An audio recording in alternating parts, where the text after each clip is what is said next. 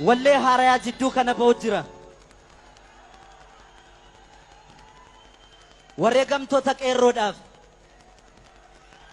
meeshaa malee walaloo isaa sinii jedha.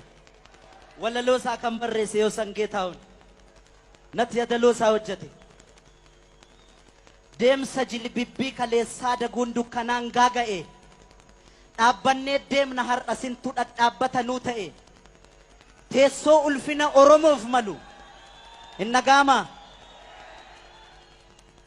Deemsa jilbibbii kaleessaa daguun dukkanaan gaaga'e. Dhaabbannee deemna har'a sintu dhadhaabbata nuu ta'e. Teessoo ulfina sabaaf malu qoltan hiraara nurra. Ifa nu baasuuf jecha kan aarsaa taatan nurra. Siniin nuuf milkaa'e tolee qabsoon keenya. Sintu lubbuun darbeef kana harguun keenya. Galatooma. Galatooma.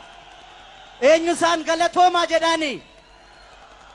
Guyyaan gurraacha'ee ifa cillaaqfatu. Nu nyaateera sayinee nuyi abdii kutu. Sintu wareegame nu baafate keessa kufeen kufu. Kufeen kufu kan dhugaaf dhaabbatu haqasaaf falmatu galatooma jedhaan. Galatooma yaadaloodhaan yeroo dhiyootti argattu. Thank you. Hacee guddaa galateeffannaa.